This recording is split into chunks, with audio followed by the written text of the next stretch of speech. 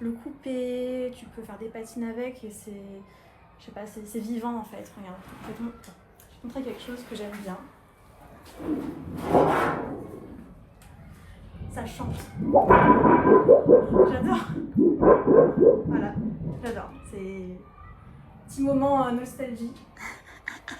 Alors, c'est hyper vivant, ça offre un panel de possibilités artistiques assez large. Alors, j'ai la plaque. Ici, par exemple, tu vois, j'ai fait des cocoons en laiton tressé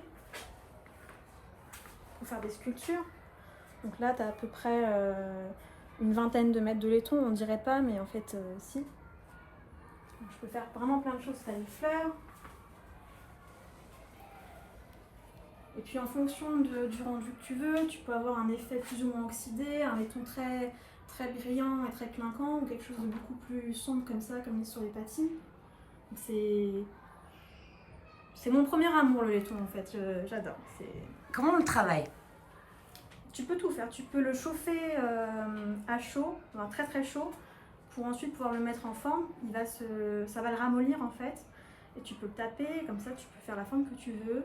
Tu peux le graver comme j'ai fait là, tu peux le patiner comme ça c'est une patine. Le tresser, il y a un panel infini en fait. Mais toi tu préfères le tresser, si je vois les fleurs. En fait j'ai mes périodes. Là en ce moment je suis dans ma période fleurs effectivement, mais je commence à basculer tout doucement dans ma période gravure. Là. C'est par phase, tu vois. Et comment on tresse une fleur? Alors, je vais te montrer ça. Donc je trouve un bout. Je vais prendre juste ma petite pince pour tricher. Excuse-moi. C'est moi. Je vais me profiter pour en faire des gros plans. Attends, je prends ça.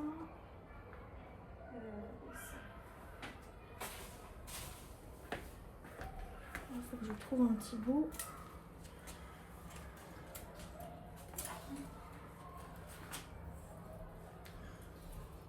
Tu crois que j'aurai le droit de ramener la fleur en plateau? Celle que tu tresses là? Ah, bien sûr. C'est rigolo, tu sais. Genre, elle l'a tressée, je leur donne, tu sais, genre, elle l'a tressée pour vous. Tu vois, pareil, là, c'est... Moi, j'appelle ça les fleurs éternelles parce que ça fane pas. Ça fait un peu jardin d'hiver en plus. J'adore. Il y a un côté très poétique et ça donne un peu une âme aux pièces, en fait. Alors, pourquoi la fleur? Parce que avec le laiton, j'ai l'impression que tu pourrais donner la forme que tu souhaites. Ouais. C'est parce que en fait j'ai un univers qui est inscrit vraiment dans les choses organiques, la nature, et puis la fleur ça m'est venu comme ça un jour, pourquoi pas. Puis après l'idée c'est de développer petit à petit. Puis j'ai amélioré mes pièces au fur et à mesure. En fait j'évolue avec mes pièces et vice versa, mes pièces évoluent avec moi aussi. Donc là tu la tresses rapidement, mais en vrai pour une de tes œuvres c'est combien de temps? Ça dépend de la taille, mais par exemple sur la grande là-bas, avec les temps de séchage, j'en ai pour un bon mois. Ouais. Avec le séchage de la résine, le tressage.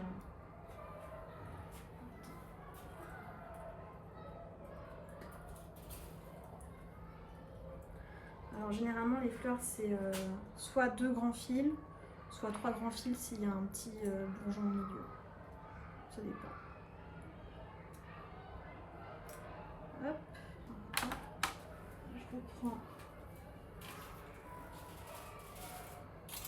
C'est bon. C'est vrai que ça, c'est le côté un peu plus délicat de démêler le fil.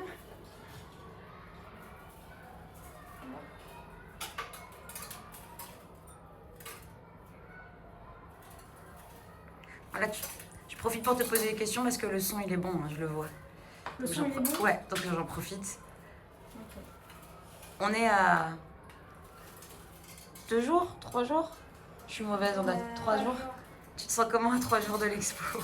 Sachant que tout est prêt. Je suis un peu stressée, mais je suis surtout super contente parce que c'est un aboutissement en fait.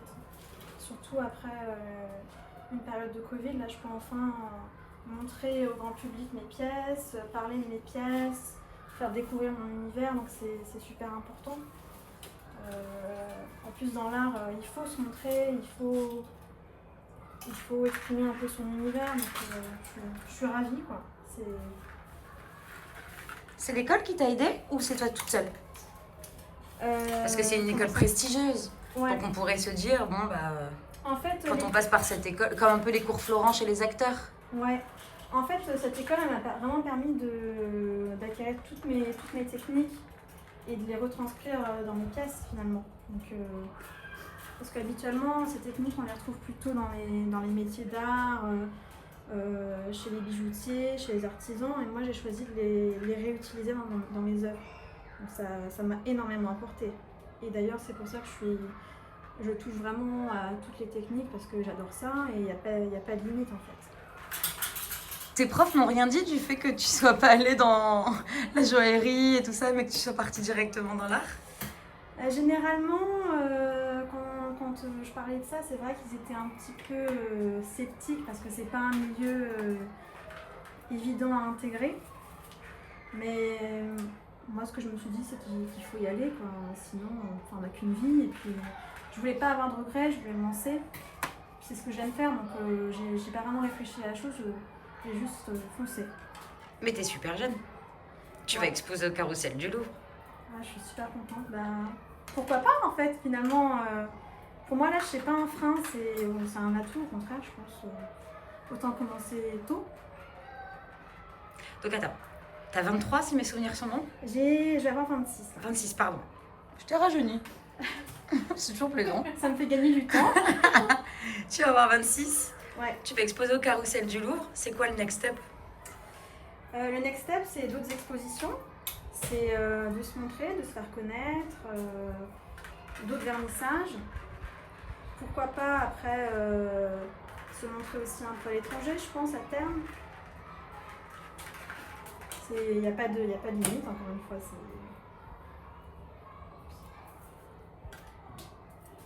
Tes œuvres, elles vont être exposées, mais elles sont aussi à la vente.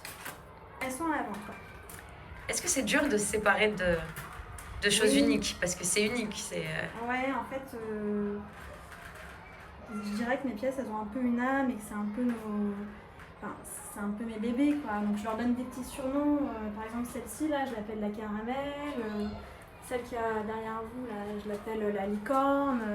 Elles ont des petits surnoms comme des humains, en fait. Et c'est vrai que quand elles partent, on se dit, ah, ça y est, c'est fini, on la reverra plus. Et ça nous fait un petit pincement au cœur.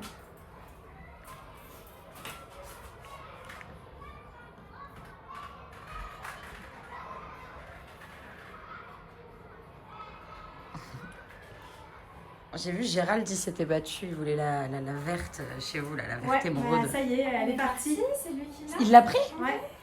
Il me l'a pas dit ça, je l'ai vu la semaine dernière. Elle est partie, on la verra plus. Et c'est vrai qu'en allant lui livrer avec Eugénie, on se dit ça à chaque fois. On a passé tellement de temps avec elle. Ouais. Qu'on se dit, on va plus la revoir, ça y est. Enfin, on la reverra en photo, il nous enverra des photos une fois qu'il l'aura accroché, mais c'est un peu bizarre, on laisse partir les bébés. C'est émouvant. Puis là, elle va dans une maison à la campagne, donc on la reverra plus à 300%, quoi. C'est sûr. Surtout que c'était la seule verte qu'on avait, donc ça la rendait encore plus unique. Je t'embête pendant que tu tresses, je veux dire pendant que tu stresses. Très étrange. Alors que c'est possible. C'est le stress. C'est possible. Mais du coup, est-ce que tu peux nous raconter ton univers, nous décrire ton univers? Ouais, alors en fait toutes mes pièces sont vraiment inspirées d'éléments organiques qu'on retrouve dans la nature. Et j'ai un univers qui est vraiment inspiré de la poésie et de l'imaginaire. En fait, ce qui me motive, c'est de donner un peu de liberté aux gens. Je veux qu'ils soient libres de penser comme ils le veulent et qu'ils puissent un peu s'évader de leur quotidien qui peut être un petit peu stressant. Donc voilà, je crée en fait des clés pour donner accès un peu à un univers poétique. Donc, par exemple, l'œuvre qui est derrière toi, quelle histoire tu peux nous raconter? La blanche. Comme je le disais tout à l'heure, en fait, c'est un peu comme un jardin d'hiver. C'est un jardin éternel, quoi. Ça donne un peu de baume au cœur, c'est doux. Je te regarde tresser, on dirait que c'est simple, mais c'est combien de temps pour... C'est Pas pour faire la 15 fleur. minutes, Ouais. celle-ci. Ça a l'air tellement simple quand on te regarde. Si on me le met dans les mains, ça va être ridicule. Disons que j'ai le coup de main, donc là ça va, mais c'est vrai que ça prend un peu de temps, on dirait pas comme ça. Le confinement, il a changé quelque chose à ta manière de percevoir l'art, ton art? Bah, bizarrement, j'ai produit énormément pendant le confinement et j'étais hyper inspirée en fait. J'ai jamais été aussi productive et il n'y a eu aucune journée pendant le confinement où j'étais en panne d'inspiration, où je me disais ah tiens c'est la page blanche, non c'est... J'ai produit. Justement, ce sentiment de liberté, peut-être? Ouais, peut-être. Cette envie plutôt de liberté. C'est assez étrange parce qu'il y a des gens qui l'ont très très mal vécu et puis finalement pour moi ça a été vraiment une source de... pas d'inspiration mais ça m'a permis de libérer mon art en fait. En fait c'est presque thérapeutique les pièces que je fais. Ça me permet vraiment de m'exprimer. Dans mon quotidien je m'exprime pas beaucoup mais je m'exprime au travers de mes pièces finalement. Et comment tu te retrouves sur cette exposition au Carrousel du Louvre? Comment ça se passe? Comment ça se passe? En fait, on voulait vraiment pouvoir exposer dans un lieu assez emblématique, donc le Carrousel. Et du coup, on s'est dit, c'est parti. En plus, à Paris, ça s'y prête vraiment bien. L'art à Paris, c'est super, quoi. Et comment on est sélectionné? Parce que je suppose que tout le monde... Dossier. Ouais, sur dossier. Après, on leur présente 2 ou 3 pièces au choix, celles qu'on veut. Puis après, ils nous retiennent ou pas. Tu te souviens de quelle pièce t'as présenté? J'ai présenté la collection Bloom et la collection Waterwall.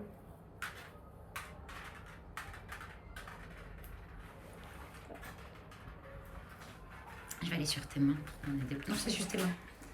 Pour qu'on ait des Je plans bouge, sur la je sais manière. pas si Non, tu- t'inquiète pas, tout va Ça bien. va aller. Oh, au contraire, c'est génial. On est dans la créativité.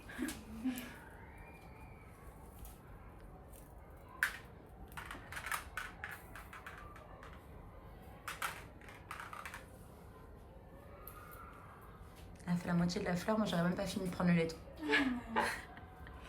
Sans se couper. Ah ça, les métiers manuels, ouais, c'est le jeu. Il y a des jours où j'ai des mains complètement écorchées, mais bon. Ça va avec. Mais c'est à quel moment tu te dis je switch? 2 pièces? Non, je pense au moment où t'es à l'école, où t'es en train d'apprendre de... Ah oui. Et tu te dis non, en fait, je veux faire mes œuvres. Disons qu'en sortant de l'école, j'ai fait un travail un peu alimentaire et puis je cherchais vraiment ce qui me plairait. Il n'y avait rien vraiment dans le monde de l'artisanat pur qui me motivait. C'était pas ce que je voulais faire et finalement un jour je me suis dit bon, je vais me mettre à créer mes œuvres et puis c'est vraiment ça qui m'a motivée. Je suis passionnée, du coup je me lève tous les matins en me disant ça, j'ai eu raison de le faire et c'est super, quoi. Je suis contente. Et tu restes inspirée tous les matins? Ou il y a des moments où... Il y a des moments un peu moins, mais ça reste assez rare. En ce moment, je suis plutôt sur une bonne lancée. Donc, après, ne jamais dire jamais, hein, ça arrive à tout le monde, je pense. Mais comme c'est vraiment ce que j'aime faire, j'ai pas vraiment de moments où l'inspiration vient pas. Là, c'est quoi le quotidien à 3 jours de la... Le quotidien, De l'expo. c'est de l'organisation. On revoit les derniers petits détails. Puis on essaie un peu de se reposer aussi pour être prête, quoi. C'est important aussi d'avoir l'esprit reposé. Passer par le Carrousel du Louvre, c'est un gage pour ton nom Oui, en tant oui. qu'artiste, j'entends. Oui, c'est un lieu emblématique en fait. Tout le monde connaît cet endroit. C'est en plein Paris. C'est vraiment super.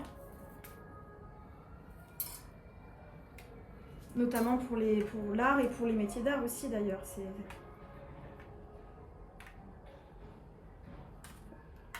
Je suis un peu jalouse de la rapidité des mouvements, mais tout va très bien. À chacun ses talents. Je sais Ah oui. filmer, c'est tout ce que je... Voilà. C'est déjà pas mal. Je vais essayer de passer quand même vendredi pour faire des images. J'espère qu'ils me laisseront partir. Parce que du coup, ça sortirait samedi matin? Oui. À quelle heure? On me demande, mais je sais pas. Alors je le sais, ça je le sais jeudi vers 13h parce que c'est le chef d'édition de l'émission qui fait l'émission, Ouais. du coup, le conducteur de l'émission. Et c'est à ce moment-là qu'il nous donne les horaires de passage. Oh, je pense que vous allez être vers 7h20 ou 7h50. C'est de très bons horaires à la matinée. Faut juste pas être à 6h50. Il n'y a personne. Si, c'est moi qui suis pas en forme. Je me loupe toujours à la chronique de 6h50. Toujours. C'est un peu tôt. C'est pour ça que j'ai... Bah non, parce que ma première, elle est à 6h20. Mais celle de 6h50, je sais pas, je dors debout. J'ai toujours un contre-coup. Donc généralement, je fais un film. Comme ça, je mets une bande-annonce. T'as un rythme de vie assez particulier. Oh non, on s'y fait. Ça fait 4 ans que je fais ça, donc... Au matin. Sinon, ça fait 17 ans, je suis une ancienne. Je suis une des plus jeunes des anciennes. Ah ouais? Ah, je suis là depuis un moment. Toujours dans la culture? Toujours. C'est tout ce qui m'intéresse. Moi, donner du sourire et de l'espoir aux gens, c'est tout ce qui m'intéresse. Les autres, ils sont là pour les mauvaises nouvelles. Il y en a beaucoup. J'ai pas besoin d'elles. Même la découverte, tu vois, de voir Eugénie. Là, la semaine prochaine, j'ai un chanteur où pour moi, c'est une découverte et c'est un coup de cœur et j'ai envie de le partager. Je suis pas obligée de faire que les gros noms. Je peux aussi faire des artistes émergents. Je trouve ça super intéressant. On s'en fiche des gros noms, ils sont déjà là, ils ont pas besoin de Ils sont nous. déjà connus et Ils sont le pas public besoin. ira chercher les infos sur eux. Voilà. Même, je pense, ouais. Non, puis il y a les belles histoires, tu vois. Je vois Eugénie, par exemple, le premier truc qui m'a marqué quand j'étais venue chez vous, c'était cette phrase de Macron, les jeunes, c'est dur d'être jeune en 2020. Bah non. T'en as qui sont pleins de rêves, pleins d'espoir et qui y arrivent. C'est un super exemple, je trouve. Faut pas être trop négatif non plus. Bah, c'est ça, en fait. J'ai un vrai souci avec la négativité, en fait. Ouais, Pour moi, on condamne tout, les gens, quoi. ouais. Pour moi, tout est synonyme de tu peux faire quelque chose. Là, je parlais avec un petit hier, parce qu'il m'a vu dans la rue avec ça. Il m'a dit, ah, tu sais, moi, j'aimerais être réalisateur, mais j'ai pas les moyens. J'ai dit, tu sais, un Osmo, c'est moins cher qu'une caméra. Hein. Prends ton iPhone et cours dans la rue et va faire des courts-métrages. Il m'a dit, ouais, mais un iPhone. Et je lui ai dit, ok, Spike Lee, son dernier film, c'est avec un iPhone. Il était, président du jury du Festival de Cannes. Ouais, d'accord. Il faut redonner de l'espoir aux gens. Ou au moins du sourire. Bon, après, c'est comme ça pour mon métier. Il faut voir les choses de façon positive parce que sinon. Oui, mais mes collègues sont là justement pour nous faire peur. Je pense qu'il faut avoir l'esprit bien accroché aussi pour parler de choses négatives tous les jours. C'est pas évident. Hein. Après, ils ont choisi, hein. Je suis désolée. Enfin, des fois, ils viennent me voir, oh là là, c'est cool, toi. Bah, t'as choisi. T'as voulu faire la chronique politique? T'as voulu faire la politique, fais la politique, mon ami. Moi, je suis avec les gens souriants. Bon, des fois, je fais des trucs dépressifs. Mais c'est beau. Mais ça peut être poétique. Exactement. Voilà. Moi, je trouve qu'il y a une certaine beauté quand même dans ces trucs-là. Bon, je serais pas du genre à lire Baudelaire toute la journée parce que je tiens à mon esprit. Il y a ton sommeil. C'est trop beau.